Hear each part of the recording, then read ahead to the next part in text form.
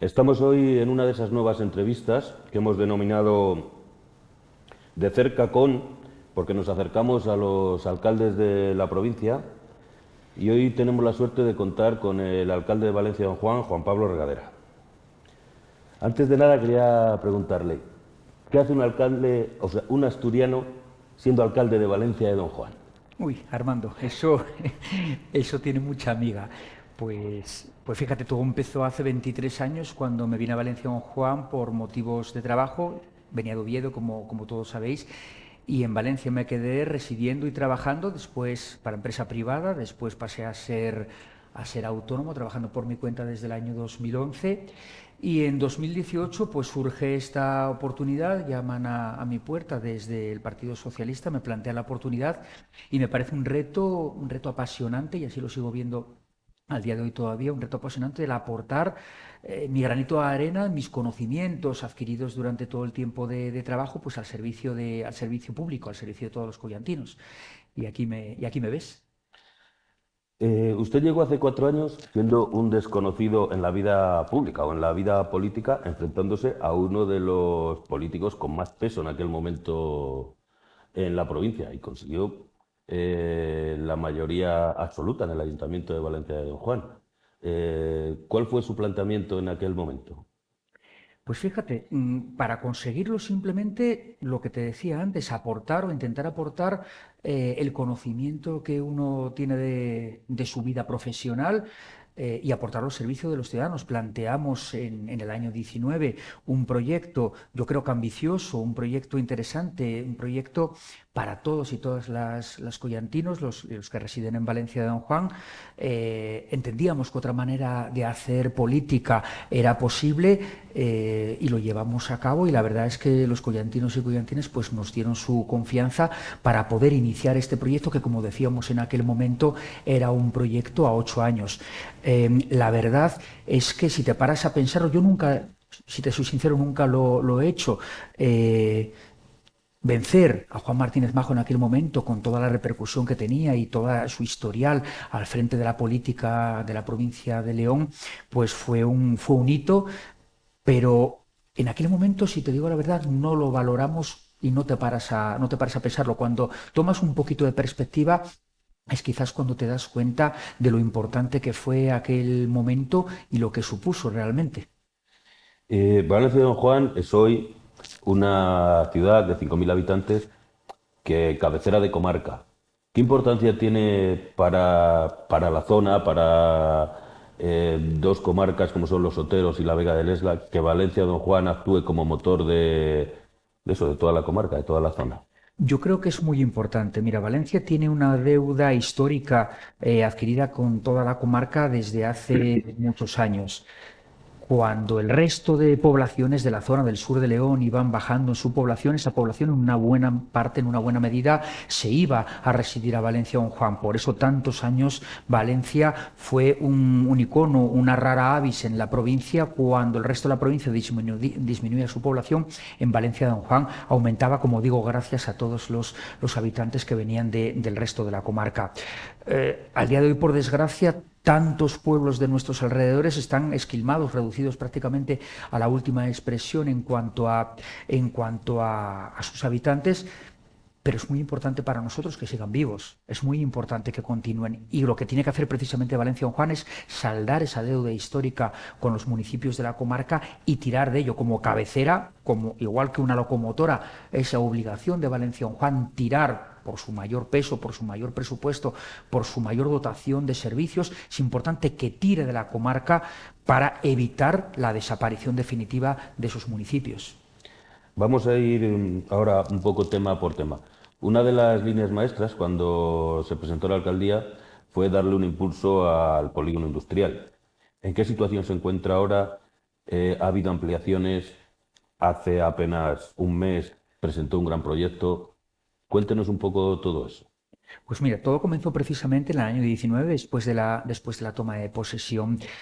Sabíamos, y así lo habíamos dicho en nuestro proyecto electoral, que era fundamental para Valencia Don Juan, para fijar población en Valencia Don Juan y seguir favoreciendo evidentemente a la comarca, desarrollar el polígono industrial del Tesoro.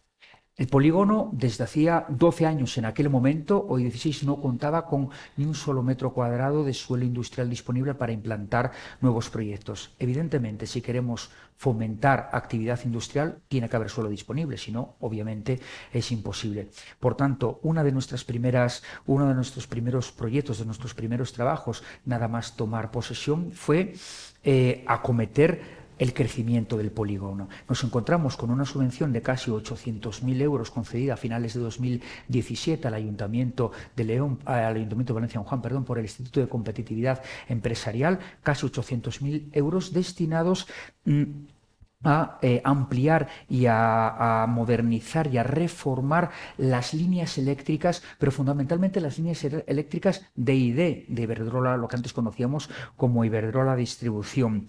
Eso realmente, de cara a implantación de nuevas empresas, no era algo que favoreciera el impulso directo. ¿Por qué? Porque si lo que primero nos basamos es en ampliar el servicio dotacional de la compañía distribuidora, pues evidentemente para lo que es el desarrollo del suelo industrial propiamente dicho no nos aporta nada. Además, lo que estaba proyectado en aquel momento, para lo que se había concedido la subvención en aquel momento, era para reforzar las líneas de una amplísima zona del polígono, de donde acababa el polígono tal cual lo conocemos, hasta la finalización de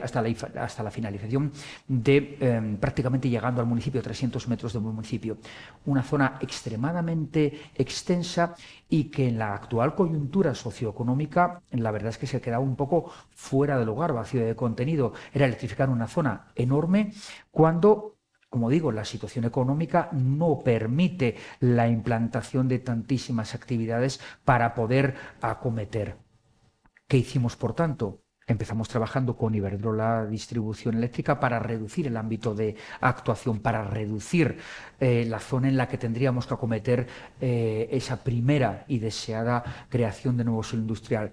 Y utilizamos una zona la más cercana al pueblo de 23.000 metros cuadrados disponible, en la que centramos nuestros esfuerzos, todo ello suelo de propiedad municipal, y que es lo que afortunadamente ahora, después de 2 años intensos de trabajo, si quitamos pandemia por el medio, ya tenemos recalificados ya suelo industrial, ya suelo disponible, y 10.000 metros cuadrados de esos 23.000 ya están desde finales del año 22 adjudicados, y como bien dices, en el pasado mes de marzo, una empresa, Nortegas, ha presentado su proyecto de inversión en esos 10.000 metros cuadrados que ya tenía adjudicados y vendidos desde finales de año, y que consisten, como hemos anunciado, en una planta de producción de biometano a partir de los residuos ganaderos y agrícolas de nuestra zona. Un proyecto de economía circular, un proyecto que beneficia tanto a Valencia San Juan como, volviendo al inicio de la conversación,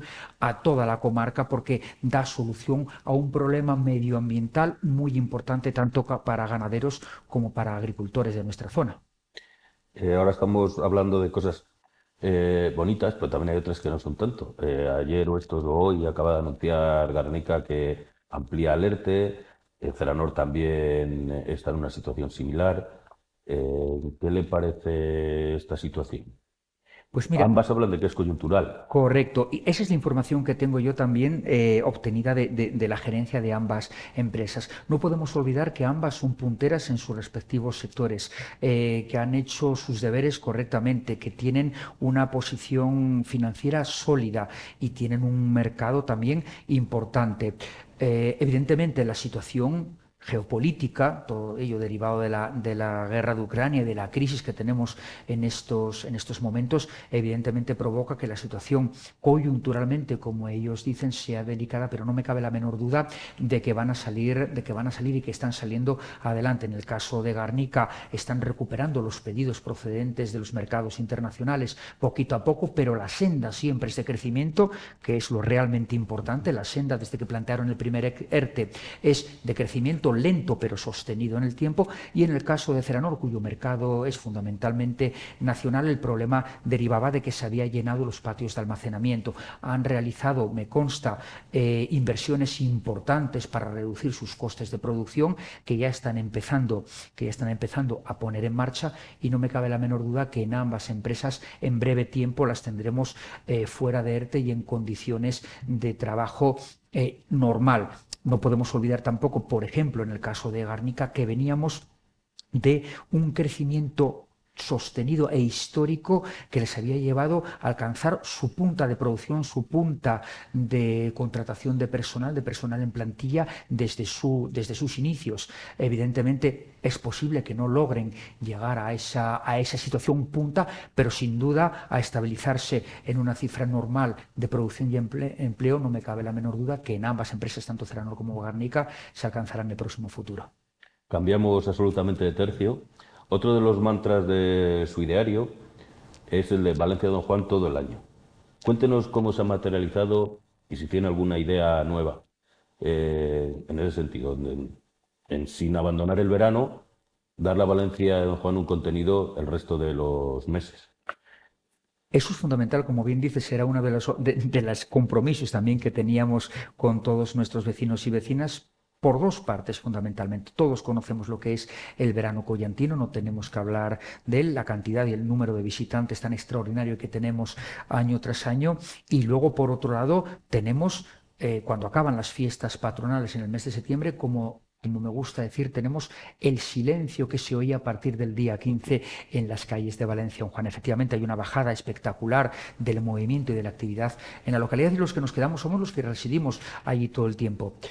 Tenemos que tener servicios, tenemos que tener calidad de actividades y de eventos para todos los que hemos tomado en un momento determinado la decisión de venir a vivir en Valencia Don Juan, con los que siempre han residido. No podemos pensar, no debemos pensar, ni muchísimo menos, solo en los que vienen a visitarnos. Por eso hay que trabajar, o hemos trabajado, en una doble vertiente.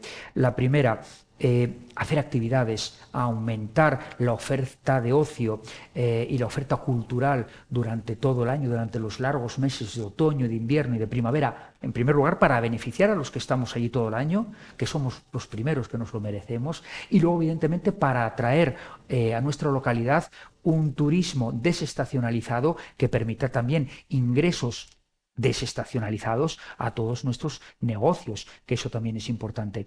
En ese sentido hemos trabajado, hemos tenido estos últimos días, precisamente como sabéis, la segunda edición del certamen Iberqueso, que ha vuelto a ser, a nuestro modo de ver, un éxito de afluencia y un éxito y un acicate para todos nuestros negocios. Un mes de abril en Valencia Don Juan, fuera de los días de Semana Santa, en condiciones normales, sería un fin de semana vacío, y sin embargo hemos tenido las calles de Valencia Don Juan con numerosa gente, repito, tanto collantinos y collantinas como comarcanos, y como gente que se ha acercado de otras poblaciones de la provincia pues a esta feria. Hemos dado movimiento, hemos generado negocio para nuestros negocios y hemos dado una atracción de ocio sobre el marco de nuestros productos de calidad que tenemos también que poner en valor, de los productos de nuestra tierra que tenemos que poner en valor, del sector agroalimentario tan importante en nuestra zona. Por tanto, ese yo creo que es el camino. Hemos tenido también otros eventos también desestacionalizados, como puede ser el Oktoberfest que hemos realizado el octubre pasado, la segunda edición, también más centrado en lo local y para dar, pues eso, otro fin de semana de ocio y con atractivo gastronómico y musical a nuestros vecinos. En diciembre, lo que tradicionalmente era una Navidad, quizás un poquito triste en algún caso, pues hemos intentado, con las distintas actividades que hemos venido realizando los últimos años, con la pista de hielo natural, con el Festival de Magia, etcétera, etcétera, pues hemos intentado dinamizar un poquito el mes de diciembre y el mes de enero, que suelen ser también meses de poquita afluencia y de poquito tránsito por nuestras calles. Es una parte de ocio puramente. En la parte cultural, pues evidentemente apostar, como hemos hecho dicho y seguramente hablaremos en un momento posterior de la entrevista, apostar por nuestra emblema, que es la Casa de la Cultura. Hay que modernizar los servicios que prestamos para nuestros vecinos, y una manera de mejorarlos, evidentemente, es la rehabilitación integral de la Casa de la Cultura. Siguiendo con el tema que estábamos hablando, que después hablaremos de los grandes proyectos como la Casa de la Cultura, la reforma o la rehabilitación del Palacio Eliseo Ortiz, yo quería comentar también que Valencia Don Juan se ha convertido en un referente en la provincia en cuanto a ferias. Cuando se publicaba el calendario en el mes de enero, era la de mayor número de eventos feriales, saliendo un poco también, sin que ella sea la madre de todas, que es la Feria de Febrero, repartiendo durante todo el año un buen número de ferias, creo que eran 11 o 12. ¿Qué importancia también tiene para Valencia Don Juan? Que además ferias muy diferentes. Hemos nombrado dos, la del queso, el Oktoberfest, que estaba incluido como una feria de la cerveza, pero hay otras muchas. Efectivamente, al final son, como bien dices, 11 ferias repartidas en el calendario anual, muchas de ellas centradas en el verano, pero también fuera de él tenemos evidentemente la Feria de Febrero, tenemos el certamen Iberqueso y tenemos Oktoberfest. Luego, centrado en los meses de verano, tenemos las tradicionales ferias del mercado medieval, tenemos la Feria del Libro para seguir poniendo en valor y fomentando nuestra cultura. Creamos una feria nueva que era la feria del circo, pensada un poquito más en ese ocio familiar y en nuestras familias, recuperando el circo tradicional, ¿vale?, que conocimos cuando éramos pequeños. Introdujimos también otra feria gastronómica que conocéis en León muy bien, y siguiendo ese camino que se sigue en el campo de en el Parque de San Francisco, pues, que es el Castle Food, en este caso un evento gastronómico que también atrae a muchísimos visitantes. Tenemos la Feria de Artesanía, evidentemente tenemos, como no podía faltar, todos los finales de julio, la Feria de la Deo León, para poner de nuevo en valor productos de nuestra tierra. No podemos olvidar que Valencia Don Juan es la sede de la denominación de origen León, y por tanto nos debemos también a todos los productores, a todos los bodegueros, para poner en valor los productos tan maravillosos y tan estupendos que se están haciendo, y el trabajo tan fenomenal que se está haciendo de la DO. Y este año, volviendo otra vez a recuperar la esencia, volviendo otra vez al nuestro, en el mes de julio próximo vamos a desarrollar una feria que está incluida en el calendario ferial, que es relacionada con todo lo nuestro,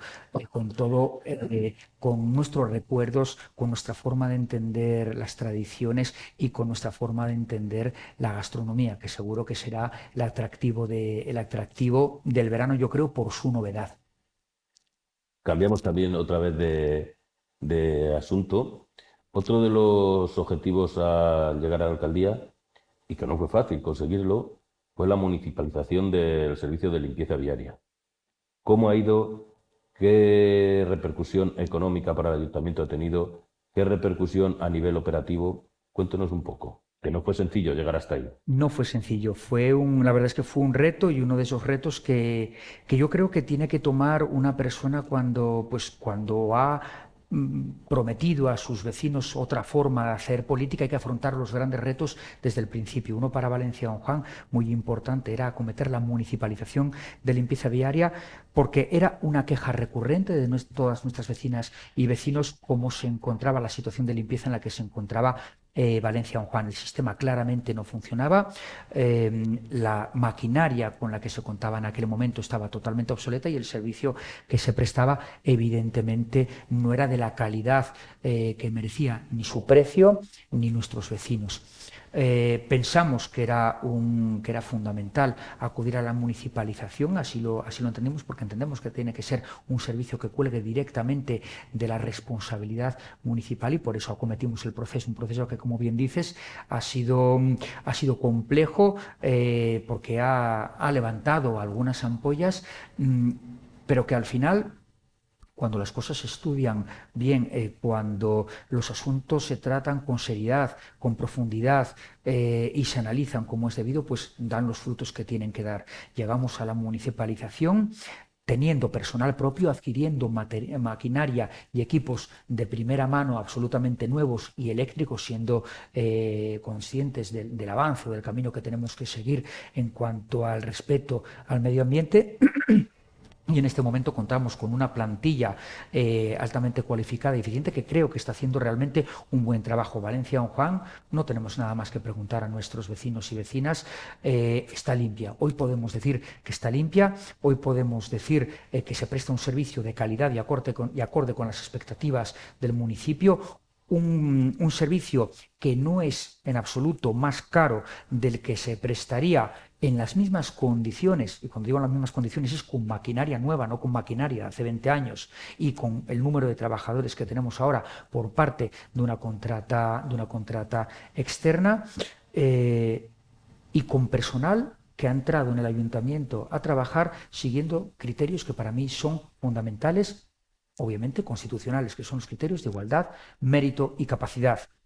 Hubo mucho ruido en su momento, o algunos sindicatos que hicieron hacer mucho ruido en su momento con la obligación que ellos entendían de subrogación de la plantilla que venía prestando el servicio a la empresa adjudicataria en aquel momento. Los tribunales afortunadamente nos han dado la razón.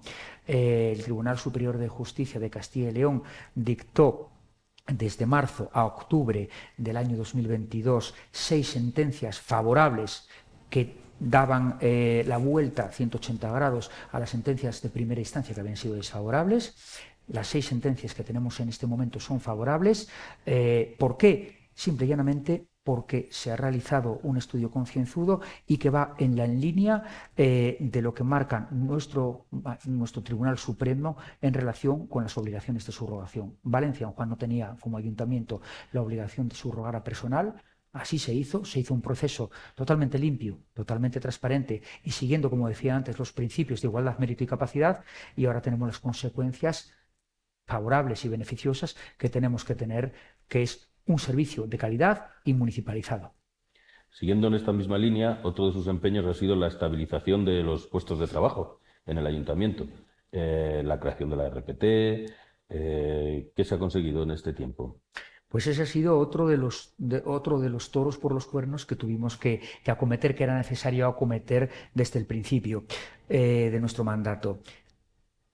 La creación de una RPT, de una relación de puestos de trabajo, no es algo potestativo de un ayuntamiento, sino que es una obligación marcada para todas las administraciones públicas desde hace muchísimos años. El Ayuntamiento de Valencia Don Juan no contaba con esa RPT, que es la que tiene que racionalizar y establecer en negro sobre blanco las características de cada uno de los puestos, montar el esqueleto que tiene que tener de funcionamiento de los empleados públicos un ayuntamiento en nuestro caso. Lo acometimos y salió adelante afortunadamente, y agradezco con el acuerdo y con el beneplácito unánime de toda la representación sindical del Ayuntamiento de Valencia de Don Juan. Salió adelante y posterior a la RPT evidentemente viene el proceso de estabilización para seguir las directrices marcadas con Europa en aras a reducir la temporalidad en el sector público. Comenzamos con el trabajo en diciembre del año pasado.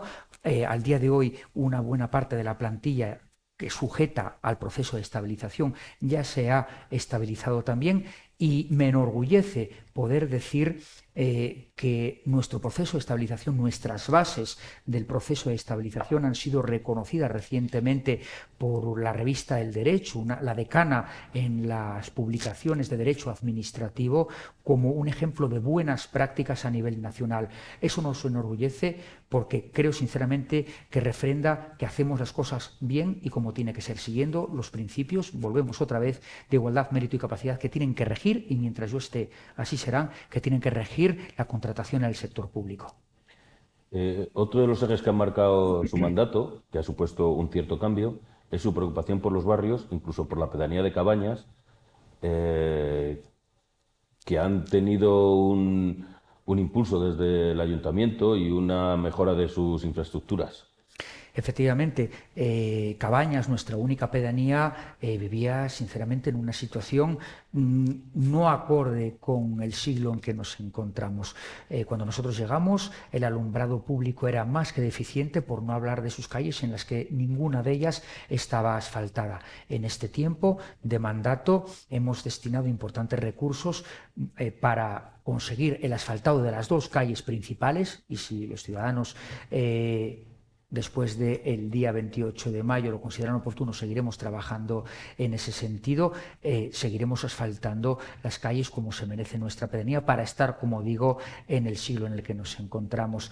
El alumbrado público se ha cambiado toda vez, han aumentado el número de puntos de luz existentes en la pedanía, y al día de hoy podemos decir que los vecinos de nuestra pedanía, los vecinos de Cabañas, se encuentran con las infraestructuras que se merecen y acorde con la calidad del municipio, que es como tiene que ser. Si somos un municipio, lo somos completamente. No podemos tener ciudadanos de primera y de segunda dentro de nuestro municipio. Y evidentemente en otros barrios, en los barrios de nuestra Valencia Don Juan, pues hemos trabajado también porque era lo necesario. Hemos llevado el alumbrado LED paulatinamente a muchas zonas. Queda mucho trabajo todavía por hacer. Estamos integrando Valjunco.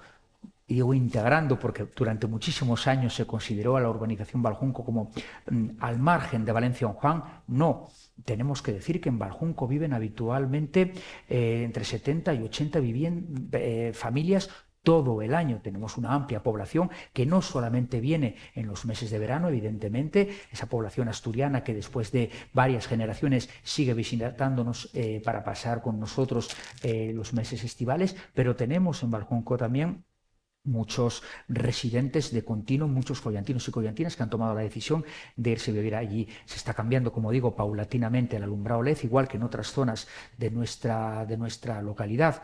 Era muy necesario trabajar, por ejemplo, en el barrio de Vallezate, un barrio con viviendas de protección oficial que llevaba muchísimos años en una situación que era francamente mejorable. Recientemente hemos por fin terminado las obras que iniciamos en el año 22 de adecuación de todas las viviendas de protección oficial de aquella zona. Hemos creado plazas de aparcamiento nuevas, hemos convertido en calle lo que antes era simplemente zahorra compactada, y yo creo que eso, la verdad es que nuestros vecinos lo agradecen. Vamos a acometer en breve también en la zona de la Muela una rehabilitación de todo aquel espacio, que son muchos metros cuadrados y que no se encuentra ni muchísimo menos en las mejores condiciones. Hemos conseguido de Junta de Castilla y León una subvención de 70.000 euros para iniciar esos trabajos de adecuación que comenzaremos en próximas fechas, además de haber modificado evidentemente el alumbrado público en aquel barrio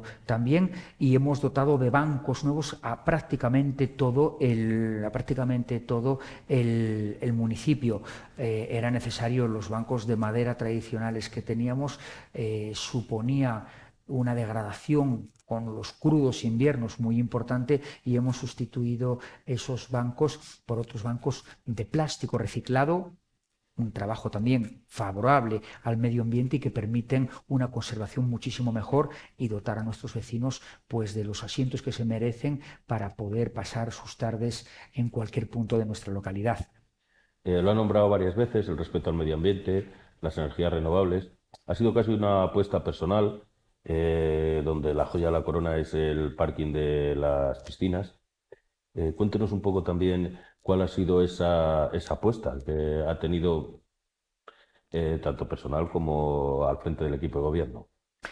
Pues evidentemente el camino que tenemos que seguir en una pequeña población como Valencia Don Juan no se debe separar de los objetivos de desarrollo sostenible que manda la Agenda de las Naciones Unidas 2030, y evidentemente la necesidad de contribuir con un menor uso de los combustibles fósiles es algo fundamental. Para ello la apuesta por la energía fotovoltaica es indudable, y tenemos que ir a la par de las directrices europeas y del Gobierno de España. El primer trabajo evidentemente que acometimos fue el del parking de las piscinas, primero para dotar, para hacer autosuficiente en las horas punta a las piscinas, al entorno de las piscinas durante los meses de verano, y en un segundo momento, que es en el que estamos trabajando ahora, gracias también a los trabajos que se han hecho por parte del Gobierno de España para ir acompasando a las políticas seguidas en el resto de Europa, que es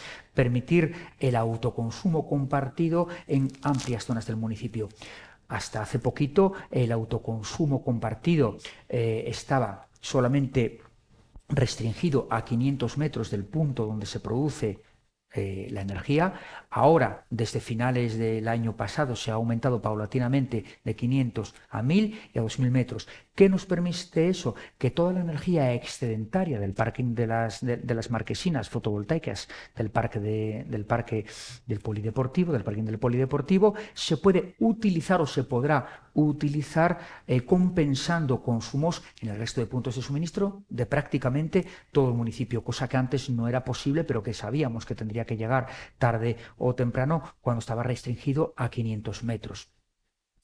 Eso mismo lo vamos a exportar a otros puntos de consumo municipal. Tenemos desde marzo del año pasado solicitada una ayuda al Ente Regional de la Energía, que es el que está tramitando todas las ayudas venidas de Europa para fomento del autoconsumo, y permitirá que en otros 10 puntos de consumo de edificios municipales podamos instalar placas fotovoltaicas que permitirán, primero, abastecer a los propios edificios y, segundo, permitir que la energía excedentaria se pueda consumir en el resto de puntos.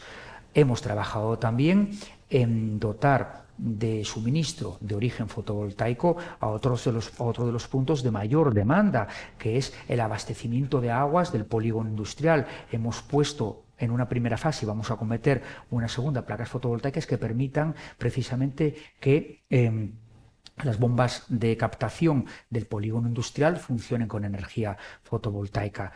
Objetivo al final, que seamos lo más autosuficientes posible dentro de todo el municipio, y que podemos aprovecharnos del autoconsumo compartido entre el resto de puntos, que es al final, pues repito, seguir los objetivos de desarrollo sostenible que nos manda Naciones Unidas. Valencia Don Juan es también cultura, y ahí están precisamente dos de los grandes proyectos que en estas fechas está acometiendo el ayuntamiento. Por un lado, la reforma de la Casa de Cultura con casi 3 millones de euros. Eso es. Y la reforma del Palacio Eliseo Ortiz, con la idea de que albergue en su día el Museo de Indumentaria Tradicional Leonesa. Y no olvidemos, Armando, una tercera pata que, si me permites, voy a empezar por ella, que es el castillo. El castillo lo había dejado para el final. Pues lo dejamos entonces para el final. Nos centramos en estas dos que has comentado. Efectivamente, tenemos que fomentar la riqueza cultural que tenemos en Valencia, Don Juan. Caso del Palacete. Teníamos un palacete, centro de Valencia, Don Juan, del año 1916, prácticamente el último vestigio del estilo constructivo de aquella época, de comienzos del siglo XX, que estaba en manos de propiedad privada, de los sucesores, de los dueños iniciales, y que estaba en un estado de conservación pues francamente mejorable. No podíamos permitir desde el ayuntamiento, a mi entender, que ese palacio, que ese palacete sufriera el paso del tiempo y al final terminara en una situación de degradación que ya no permitiera su recuperación. Se planteó la oportunidad de adquirirlo para el patrimonio municipal, y yo creo que patrimonializar la cultura es invertir, no es gastar dinero.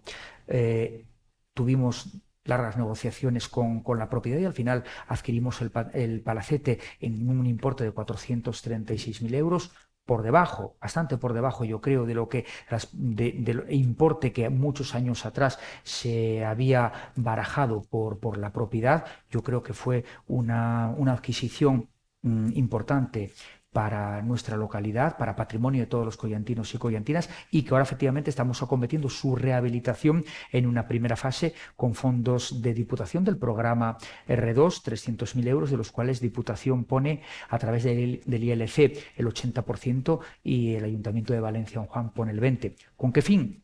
Lo primero, con evitar paralizar el deterioro que tenía hasta ahora. Lo que se está actuando en estos días es en recuperar la cubierta, en cambiar la marquetería, la carpintería exterior y en frenar las humedades que acosaban y asolaban el palacete. Esto permitirá que frene su deterioro para continuar en fases posteriores, reconvirtiéndolo en que efectivamente en sede, como así queremos que sea, del Museo de la Indumentaria Tradicional Leonesa, que hasta ahora se encuentra en la tercera planta de la Casa de la Cultura. ¿Qué provoca que esté en esa tercera planta de la Casa de la Cultura? En primer lugar, el no encontrarse a pie de calle dificulta su localización tanto por los turistas como como buena parte de los collantinos. Te sorprendería que hay muchos vecinos y vecinas que no conocen todavía la existencia o que no lo han visitado. Digamos que está un poquito escondido. Son buenas instalaciones, pero están escondidas del público en general. Esa colección, esa maravillosa colección museística, no tiene otro sitio que no sea a pie de calle en un envoltorio acorde con su calidad. Estamos hablando de 4.000 piezas de indumentaria de finales del siglo XIX, principios del siglo XX, que es maravillosa y que tenemos que poner en valor como no puede ser de otra manera.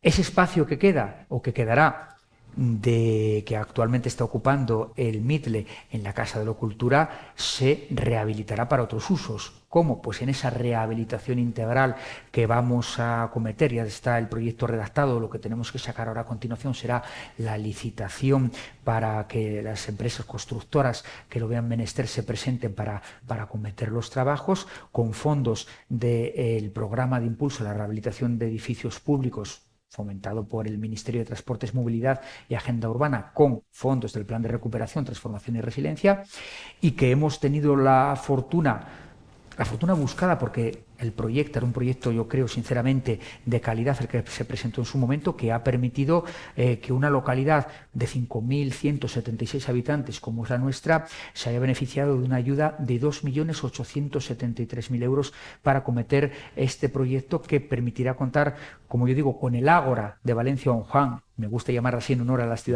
al Ágora de las ciudades griegas, que es el centro de reunión, Armando, de todos los collantinos y comarcanos durante los meses de otoño, de invierno y de primavera. Es donde hacemos nuestra vida, es donde está la biblioteca, la sede de la biblioteca municipal, es donde está nuestro salón de actos en el que hacemos la gran mayoría de las actividades teatrales, musicales y culturales en sentido amplio. Es la sede de la Escuela Municipal de Música, que se encontraba en una situación peculiar, sin el conveniente aislamiento ni térmico ni acústico. Eso es lo que se consigue teniendo un edificio en el que se trabaja en la eficiencia energética y en la eficiencia acústica, y que permite, pues eso, tener un edificio del siglo XXI, un edificio que cumpla con todas las condiciones de salidas de emergencia, etcétera, etcétera, que son necesarias en un edificio de pública concurrencia, y que evidentemente no nos podíamos encontrar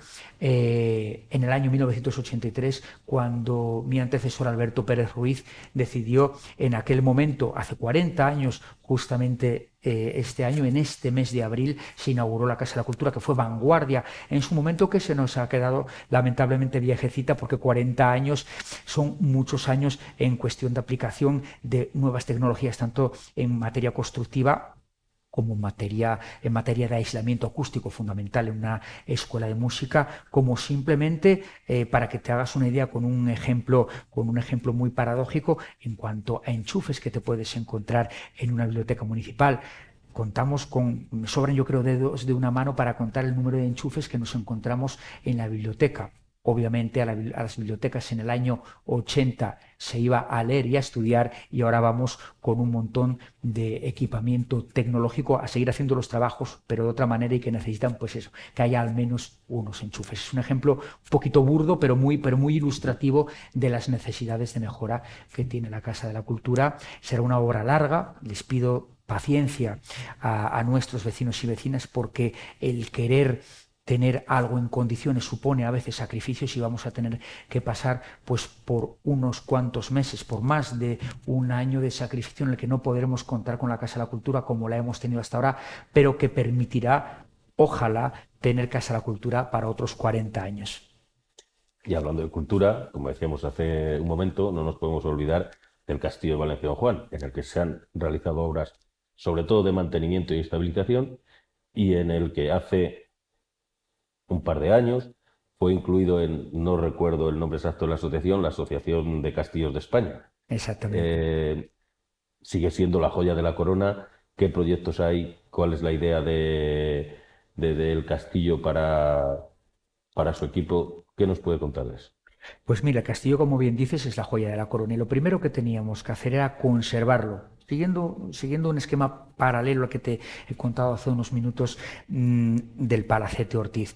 De poco nos sirve trabajar construyendo un museo en el interior de la Torre del Homenaje si una de las primeras fases, de los primeros trabajos que el plan director del Castillo de Valencia Don Juan recoge, pues no se ha realizado o no se había realizado. ¿Qué fue lo primero que hicimos durante nuestro mandato? Fue acometer dos proyectos, reformar dos proyectos, mejor dicho, existentes en aquel momento, que estaban financiados por la Diputación de León y que iban destinados, uno, a recalzar las torres del castillo y consolidar el talud de Escarpe, y otro proyecto destinado a la limpieza de la muralla almenada exterior. Cuando llegamos y analizamos esos proyectos con los técnicos competentes y con los arquitectos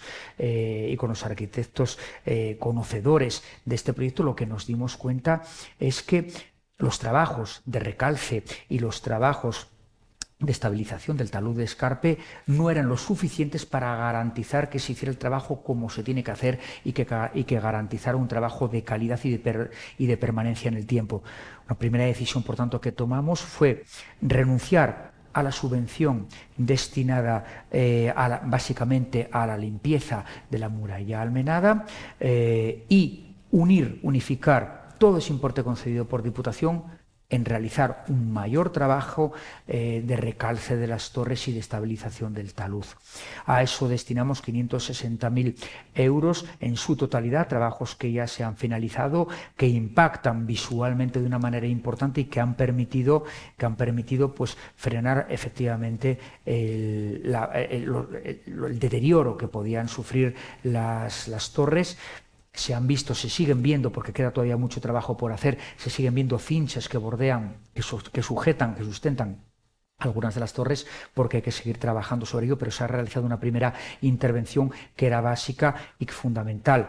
Que ha permitido también encontrar una poterna de 20 metros de distancia, que nos ha permitido conocer un poquito más la historia del castillo, conocer para qué había ese pasadizo subterráneo que llegaba de la Torre del Homenaje básicamente a la proximidad del talud, y que lo que permitía, según la acepción más extendida entre los técnicos y arqueólogos a los que hemos preguntado, y que era que permitiera traer agua, aguar dentro del castillo. Pues, además de trabajos de consolidación, ha permitido conocer un poquito más la historia del castillo, porque en eso hay que seguir trabajando.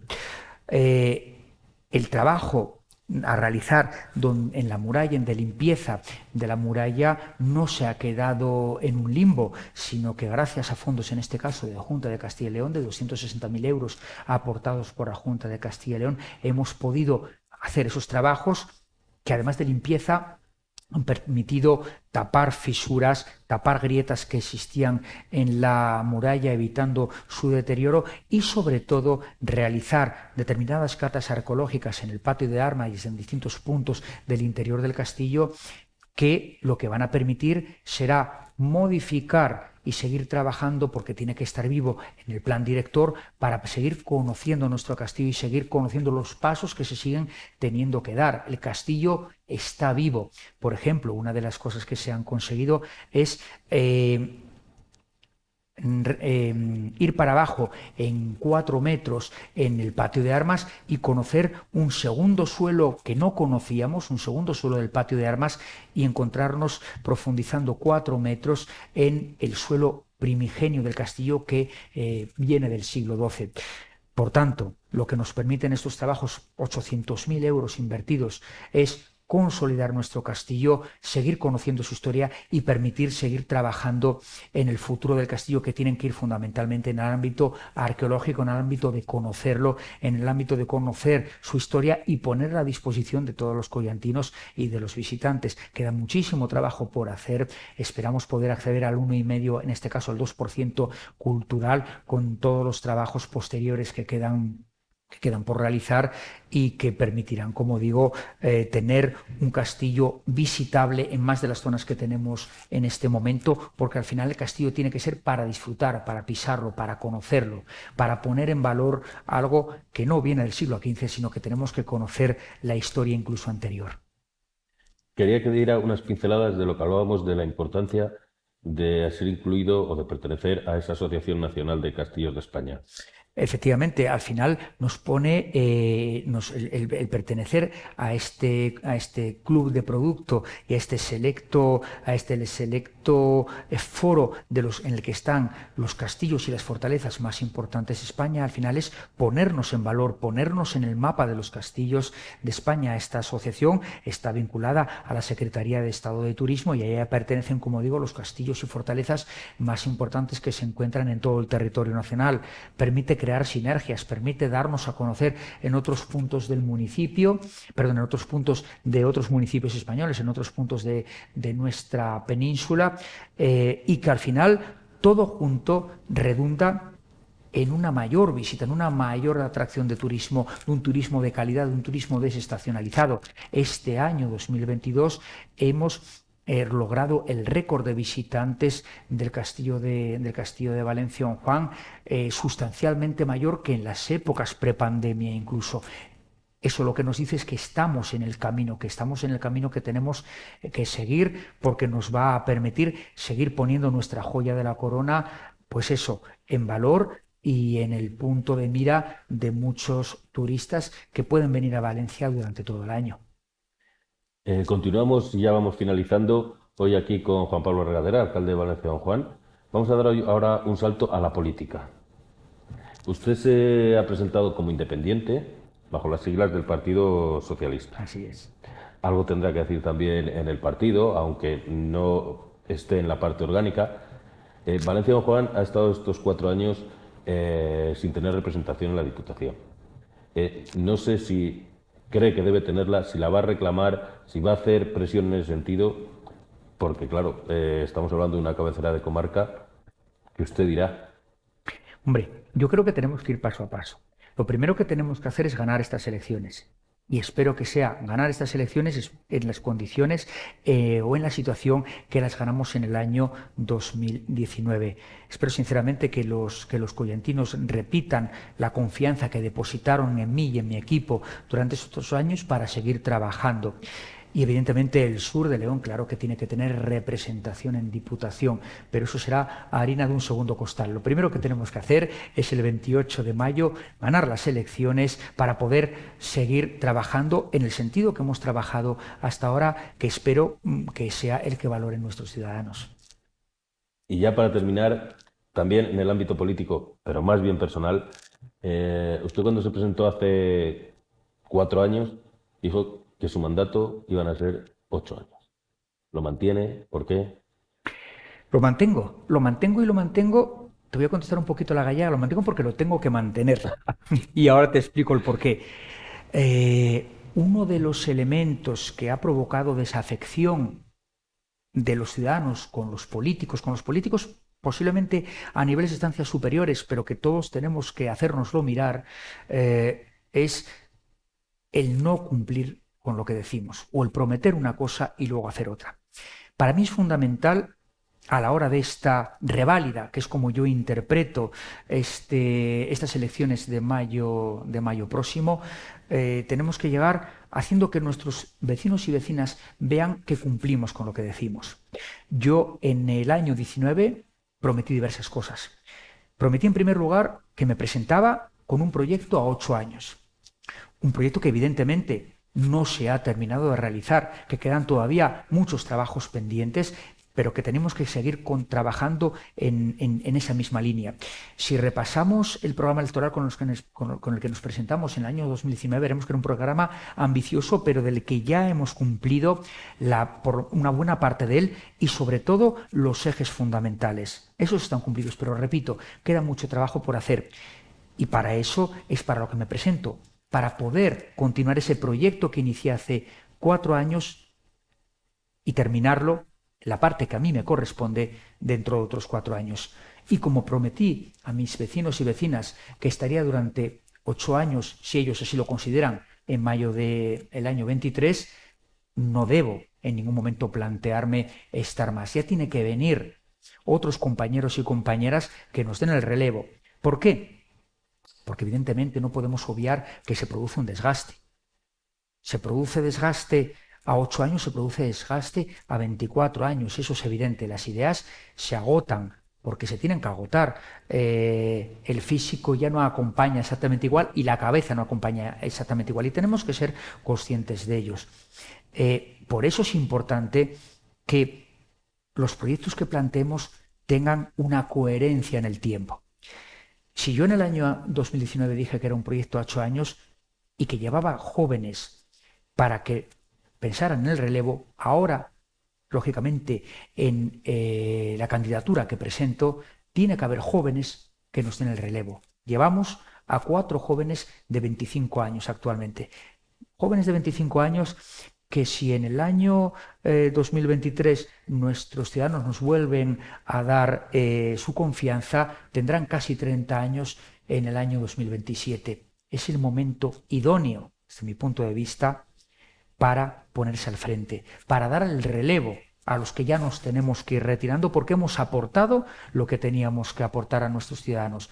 Y tiene que llegar otra gente con ideas frescas, con amplitud de miras, y habiendo visto cómo trabajamos otros para aprender lo bueno y lo que no les gustaría repetir, porque siempre hay que aprender de lo bueno y de lo no tan bueno, para que tomen las riendas y se pongan al frente. Por eso es un proyecto a 8 años y por eso lo tengo que seguir ratificando.